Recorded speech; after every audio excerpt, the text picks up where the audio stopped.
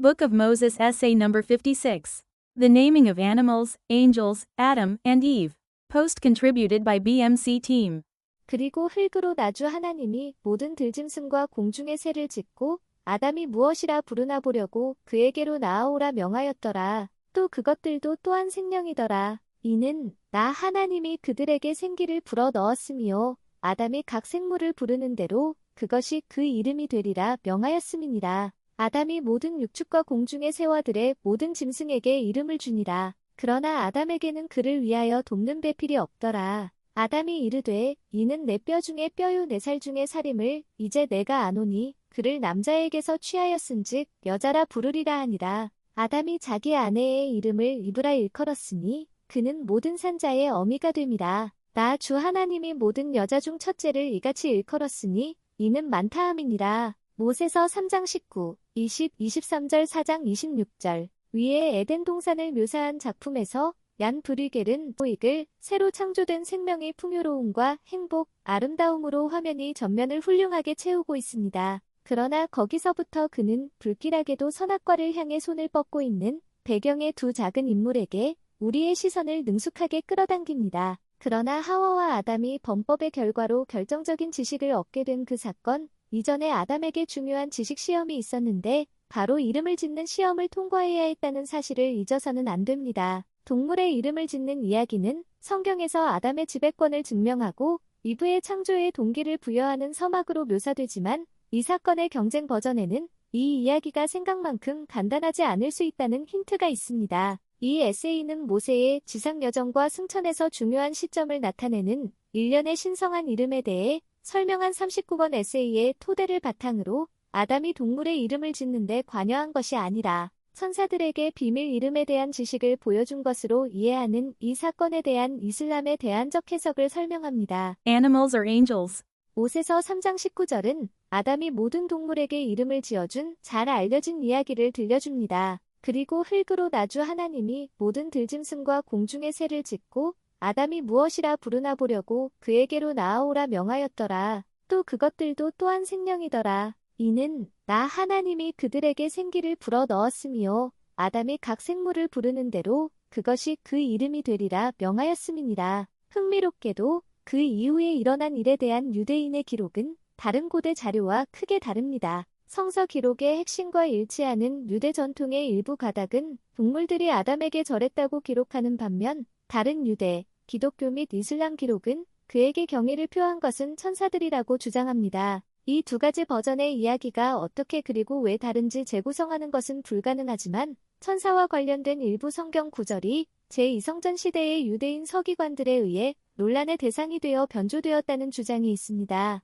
우리는 또한 요한계시록에서 하늘의 하나님의 보좌에서 함께 예배하는 짐승과 천사의 긴밀한 연관성에 대해 알고 있습니다. 어떤 맥락에서 그러한 이미지에 익숙한 독자들이 짐승을 천사로 해석하는 것이 불가능하지 않은 것 같기도 합니다. 이러한 고려 사항을 염두에 두고 우리는 동물의 이름을 짓는 에피소드 대신에 나타나는 이슬람 자료의 유사 전통을 고려할 것입니다. 다른 문화의 성전 입문자와 유사한 방식으로 타락하기 전과 하나님의 지시를 받은 후 아담은 자신에게 부여된 제사장과 왕의 높은 지위에 합당하다는 것을 증명하기 위해 천사들에게 일련의 비밀 이름을 암송하도록 지시받았다고 이 자료에서 언급됩니다. 이러한 고려 사항을 염두에 두고 동물 이름 짓기 에피소드 대신에 등장하는 이슬람 자료의 유사 전통을 살펴볼 것입니다. 다른 문화의 성전 입문자와 유사한 방식으로 타락 전과 하나님의 지시를 받은 후 아담은 자신에게 부여된 제사장과 왕의 높은 지위에 합당하다는 것을 증명하기 위해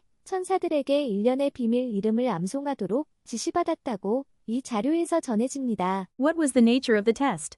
특히 지식의 시험으로 간주됩니다. 아이다 진리오 그란디는 이렇게 말합니다. 성경에서는 하나님이 아담에게 사물의 이름을 선택하게 하셨지만 코란에서는 아담에게 이름을 가르치시고 계시하시는 분은 하나님이십니다. 지식에는 매우 높은 가치가 부여됩니다. 실제로 세상의 통치에서 하나님을 대표하는 능력은 순종이 아니라 지식에 의해 측정됩니다. What was the nature of the names involved?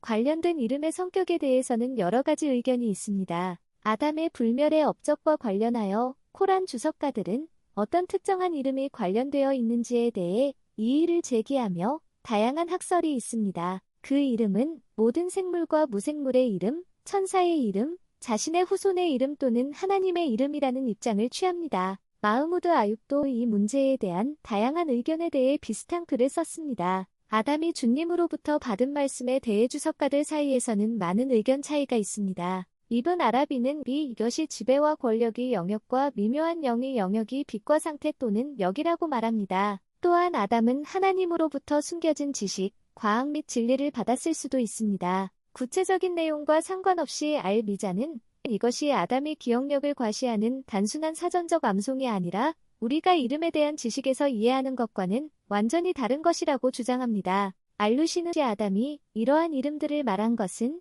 결국 하나님의 이름을 말하는 것과 마찬가지로 권력은 세상을 통치하는 하나님 자신과 관련이 있기 때문이라고 결론지었습니다. The names as helps in repentance and reconciliation.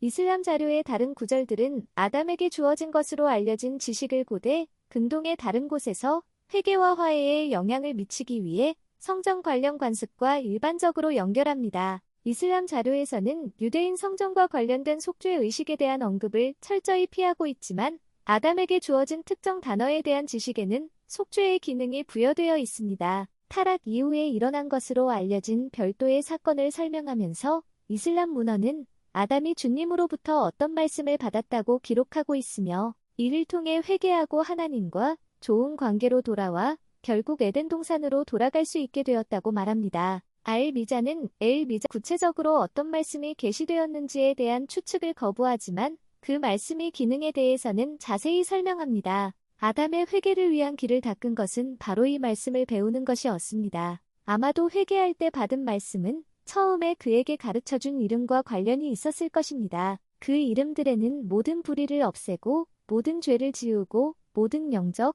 도덕적 질병을 치료할 무언가가 있었을 것입니다. 그 이름들은 하늘과 땅에서 숨겨진 숭고한 창조물이었습니다. 그들은 알라의 은총과 풍요를 그의 창조물에 전달하는 중개자였으며 어떤 피조물도 그들의 도움 없이는 완전에 도달할 수 없었습니다. The names as required knowledge for heavenly or ritual ascent.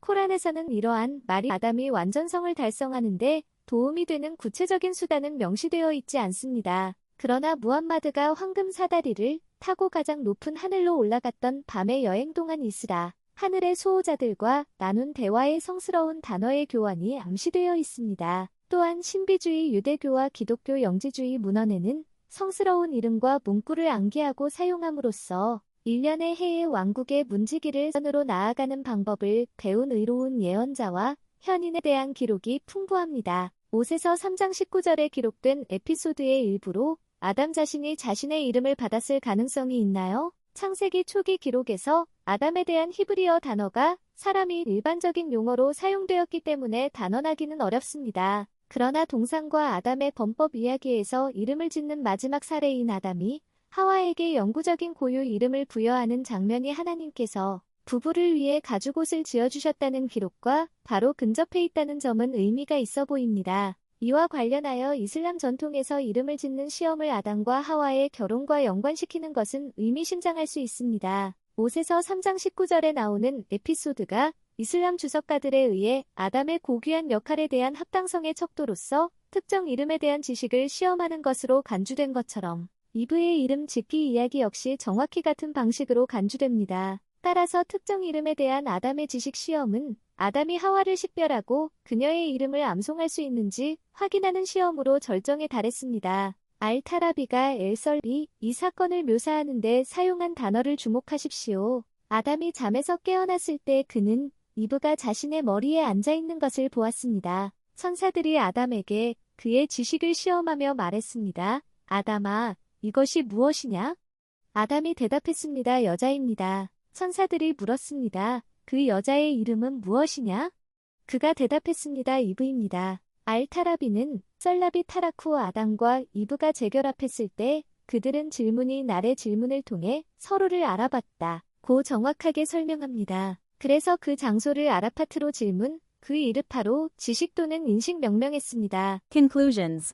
아담이 동물과 하와의 이름을 지은 이야기를 고대 성전 명명 관습과 같은 것으로 수정하는 전통이 진짜인지 여부와 관계없이 후기 성도는 아담과 하와가 구원의식의 충만함을 받았다는 생각에 이의를 제기하지 않습니다. 실제로 조셉 스미스는 현대 성전 의식의 기원이 창세 이후로 거슬러 올라간다고 분명하게 가르쳤습니다. 예를 들어 1835년에 성도들이 커틀랜드 성전에서 사용할 수 있는 의식을 받을 준비를 할 때 선지자는 다음과 같이 말했습니다. 하나님의 지배 질서는 그리스도께서 오신 후에도 지금까지도 동일했고 앞으로도 동일할 것이며 복천년이 끝난 후에도 동일할 것이며 우리는 마침내 하늘의 하나님의 나라에 들어가서 영원히 누리게 될 것입니다.